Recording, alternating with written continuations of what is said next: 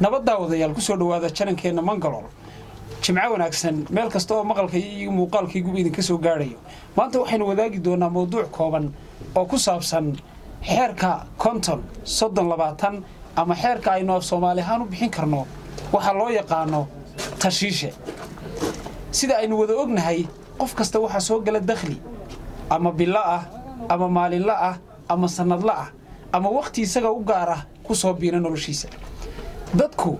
dhammaantood waxay ku jiraan ama halka joogtaa ugu jiraan sidii ay u noqon lahaayeen kuwa ku guuleystay sidii ay u maamul lahaayeen dakhliga soo gala haddaba laba qof waxay ku kala dheereynayaan marka dhinaca maaliyadda ama dhaqaalaha laga eegayo mid waliba dakhliga soo gala sida uu u maamulo maanta waxaynu eegi doonaa xeerka tashiishe ama xeerka loo yaqaano konton 320 kaasi oo ay hor keentay gabadh senator ama waxa loo yaqaano xildhibaan ka ah golaha Congress-ka ee Mareykanka xeerkan oo ay markii ugu horeysay ku dhaqan gelisay gabadheeda si ay dakhliga soo gala nolosheeda ay ugu raacdo habraacani waa habraac ku salaysan dakhliga qofka soo gala laakiin ma aha mid loo adeegsan karo wax ka badan hal qof haddii loo adeegsadana waxa uu yeelanayaa xaalado gaar ah oo uu ku qaadanayo hadba xaaladda loo adeegsanayo sida aynu wada ogsoonahay wax la maamulo waxa ugu adag lacag ama maaliyad xeerku waxa uu leeyahay boqolkiiba 50 dakhliga ku soo gala waxaad u adeegsanaysaa baahiyahaaga aasaasiga ama daruuriyaadka marka aynu leenahay waa waxyaabaha nolosha dhaqaajiya ee aan iyaga la'aantood aanay soconayn waxyaabaha nolosha dhaqaajiya iyaga la'aantood aanay soconayn waxa quutal daruuriga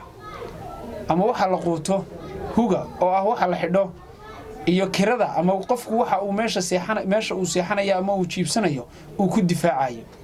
inahaas waxay ugu muhiimsanaanayaan qaybta koobaad ee ah waxyaabaha nolosha bayska ama aasaaska u ah haddaba xeerku waxa uu nafarayaa inaan 50% dakhliga ina soo gala u adeegsano waxyaabaha nolosheedna dhaqaajinaya ee aan iyaga la'aantood soconayn xeerku waxa uu dhigayaa 30% inaad u adeegsato dakhliga ku soo gala waxyaabaha noloshaada bilaya ama qurxinaya ama noloshaada horumarkeeda ka shaqeynaya isla markaana kugu riixaya inaad door muhiim ah ka qaadato noloshaada isla markaana kula tartanto dadka dhigaaga ah ee nolosha kugula jira waxyaabahaasi waxa loo yaqaanaa wants ama rabitaanada nolosha qurxiya ee loogu talagalay xeerkan inaad 30% dakhligaaga u adeegsato waxaynu ka soo qaadan karnaa waxbarasho dheeraad ah oo naftaada geyso computer ku saacido oo aad soo iibsato kamarad internet aad guriga gashato dhar dheeraad ah oo aad iibsato iyo waxyaabo noloshaada qurxin ku sameeynay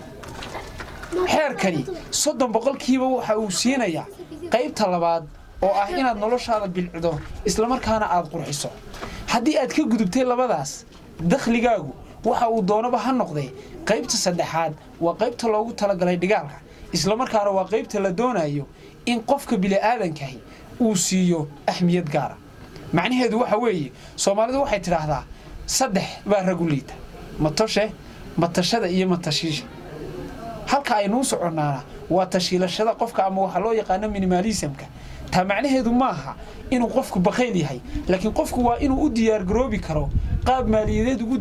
diyaar garoobi karo xaalada ku soo fool yeeran kara oo aanu hadda gacanta aanu maareyn kareynin haddii aanu waxba meel soo dhigin tusaale ahaan haddii aan doonayo inaan safar ugu baxo bisha soo socota ama bilaha soo socdaba gobol ka mid ah gobolladeena waa inaan u diyaariyaa dakhli igu filan oo aan ku difaaci karo baahiyahayga iyo waxyaabaha aan u baahanahay muddada aan safarka ku jiro haddaba xeerku waxa uu leeyahay 20% u adeegso waxyaabaha aad doonayso in ay noloshaada dambe ku anfacaan safarkaasi waxaan ka bixi karaa ama aan si qurux badan uga dabaalan karaa haddii aan sameeyo 20% dakhligayga inaan meel u sii dhigo tani ma aha inaynu ku qaldayno waxa loo yaqaan bakhaylnimadu waayo bakhaylnimadu waxay leedahay astaamo ka duwan tanise waa maamulka maaliyadda qof ahaaneed iyo hab raaca ugu wanaagsan ee qofku u raaci karo xeerkani muhiim maaha qofku inuu dabaqo waxa uu adeegsan karaa si ka duwan mar walba xaaladda uu ku nool yahay iyo xeerku isma diidayaan waxa uu badin karaa qaybta uu dhiganayo waxaanu yareyn karaa qaybta uu daruuriyaadka ku bixinayo laakiin waa haddii xaaladdu siinayso inta aynu mawduucan oo kale ku kulmayno nabaday